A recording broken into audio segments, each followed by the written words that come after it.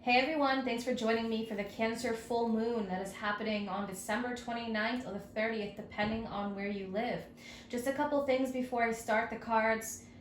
This Cancer full moon, Cancer we know is water energy, the Cancer the crab, very sensitive.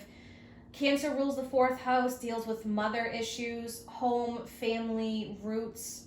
So this Cancer full moon will be at a sextile with Uranus. Uranus, the great changer, shaker, and mover. Uranus is in Taurus, so it's a comfortable aspect. I think this probably should help to welcome more change and freedom that's happening for us in our spiritual growth. So it can make things more comfortable, easier for us to express ourselves. Cancer full moon is at a square with Chiron and Aries, and Chiron represents the wounds that we are meant to transcend in this lifetime. So, with that being said, yeah, we may have hurt feelings or triggers that come to the surface, but it's about how we transcend and how we take those wounds and use them for our benefit.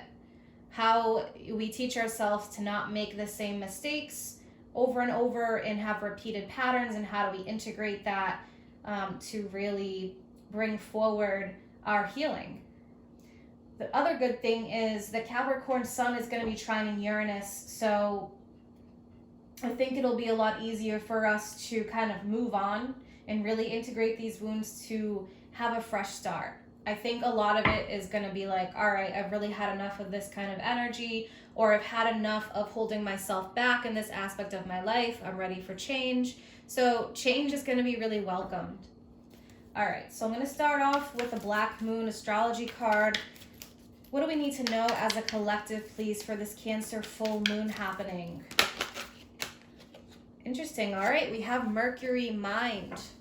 So there could be quite a bit of things that are going on in our minds. Communication, wounds can revolve around communication or our thought processes. Very interesting.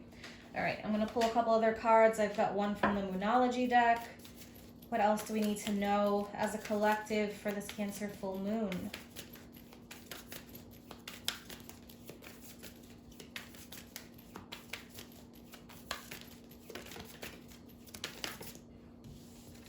Okay, wow, yeah, look, expect powerful change. New moon eclipse. All right, and I'm going to pull one from Wisdom of the Oracle, and we'll take a look at these cards. What else do we need to be aware of, please, as a collective?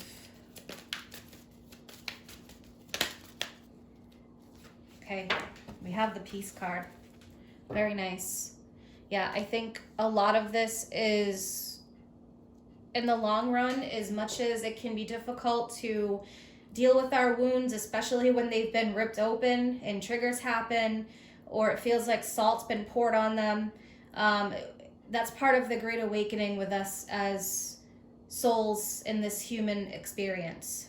So out of this comes peace, transcending wounds and dealing with difficulties, heart matters, especially with that Mercury card, our thought process, how we communicate, how we process our emotions, learning to process them differently and have more of like a positive perspective is going to help bring that inner peace card.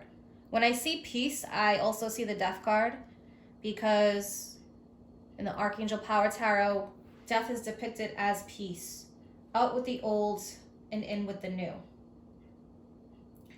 So I do think that a lot of this is going to be dealing with our, thoughts and processing them and how we see things, seeing things as being a positive rather than a negative. So I think a lot of that, there could even be, communication that comes up, things that need to be said, and that can be helping to create that powerful change. So I do think a lot of that, for many of us, is going to help us move forward and to shed those layers things that have been holding us back, fears. Especially, I think, perception, how we perceive things, how we perceive circumstances, how we perceive emotions and deal with them. So, yeah, a lot about our mental process. I'm thinking about the Eight of Swords and how sometimes we stay mentally stuck in patterns or behaviors and thought processes that hold us back. And I'm seeing that there's definitely going to be a great change there.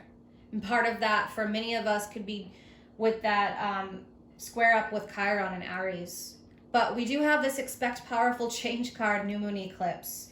So that is showing that this is going to be a very, very powerful full moon. And it's not even an eclipse, but we just got out of eclipse season. So that is something to pay attention to, because those eclipses affect us for quite some time. It's not just like a regular moon where, it might be a few days before and, a week after. This happens for quite some time.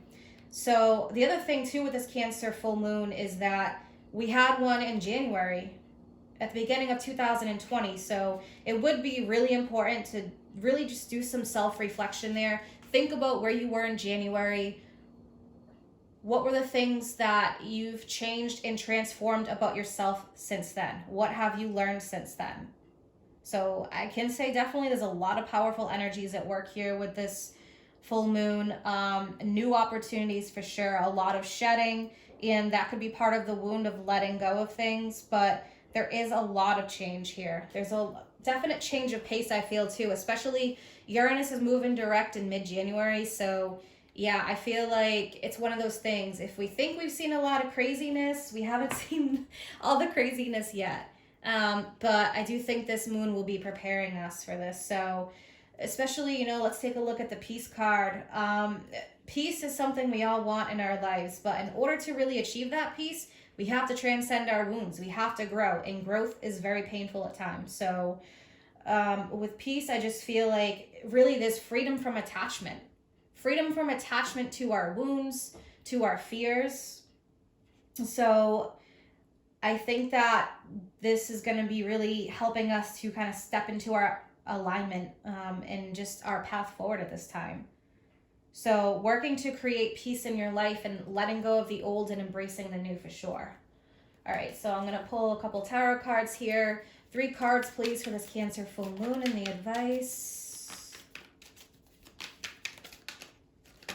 So really, I would say take a look at where you were in January at the beginning of 2020 when it felt like things kind of started to fall apart there with this whole pandemic situation in our own personal lives. And take a look at where you are now, and that can really show you how much you've grown and transformed over this year. Yeah, look, we have the 10 of Swords and we have the 7 of Swords. So 7 of Swords can be an escapist energy. It's someone who may avoid emotions or avoid certain difficulties. I see it as like, I'm hearing radical avoidance. So I do think this is going to be something that we can no longer avoid. Like, it's just going to hit us square in the face if that's happening. Okay, yeah, and then I have, so there's one extra. We have the Hermit and we have the Fool. So yeah, the Hermit is like the truth seeker. It represents the sign of Virgo, but what this represents is someone who is searching for the deeper meaning in life. Getting past the facade and all the fake stuff and just really trying to see the deeper meaning of what is happening right now on Earth and what is happening in our personal lives. So with the 10 of Swords, yeah, this is transcending painful wounds. 10 of Swords can literally feel like things in your life that felt like, circumstances that really felt like maybe you were backstabbed or you were hurt. Okay, wounds, think about it with the 10 of Swords. But this is mental with the 10 of Swords and the 7 of Swords. It's air energy. So a lot of this is mental. Things we've been attached to, the pain we've been attached to, the loss. And for some of us, this could be avoidance mode with the 7 of Swords. So if anyone has been feeling that, I think that more or less this is going to not let us avoid it anymore, especially with Chiron. Someone may say something that triggers something within you, or a circumstance may happen, or a repeated pattern that comes up and it's like, wow, I'm experiencing this all over again. But with the Hermit energy and the Seven of Swords, this is someone who is like really going deep within. But again, the message with the Seven of Swords is you don't have to do this alone. You know, there are people out there that you can connect with that can really help you move forward. But we do have the Fool here. So 2 major arcanas. And the Fool represents this new beginning, this new opportunity. And the Fool actually does represent Uranus. So there is this whole change here, this liberation and freedom from the past, from these difficulties, from these wounds, from, disappointments. So I just want to clarify that Seven of Swords. Yeah, look at this. We have the Knight of Swords. So this is about, again, it's swords energy. So the need to communicate the things that maybe have been put on the back burner, the things that we've tried to avoid. Okay, so I definitely see that because the Knight of Swords is someone who takes on a challenge. They speak their truth. They appreciate the truth. More air energy there. And this can just be something, think about it. We have Mercury. Mercury is the ruler of Virgo and also Gemini. So you have the air and you have the earth aspect there. But a lot of this is pointing towards the air with, Mercury and that Knight of Swords, but it's also touching on the Virgo aspect too. Let's clarify that Hermit. So communication can come up really strongly with this Cancer full moon. The things that maybe, we have the King of Cups. So the King of Cups is a water energy. So Cancer, Scorpio, Pisces, but Cancer, this is really touching on that. The things that are held deep within. King of Cups.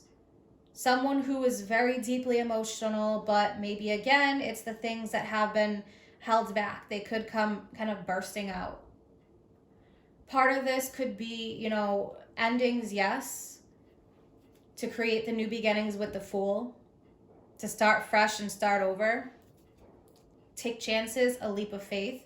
But a lot of this I do think will be surrounding communication, especially with that square up with Chiron and Aries and that Uranus energy, because Uranus is like, again, the mover and the shaker, and it's about that expression. The ruler of Aquarius, and most of the Aquarius I know are not afraid to speak the truth. So I think a lot of that truth is going to come forward, and the things that really we have been avoiding, it's time to tackle them, more head on, and to be able to transcend those wounds that are coming up at this time. But with it being that second full moon in Cancer of 2020, what a way to end that the new year and to move forward into the new year, getting out of 2020 and into 2021. So I hope you guys enjoyed this reading. If you're interested in any of my services or you want to follow me on Facebook or Instagram, I have all that information in the description box below the video. And stay tuned for the January 2021 readings. Take care.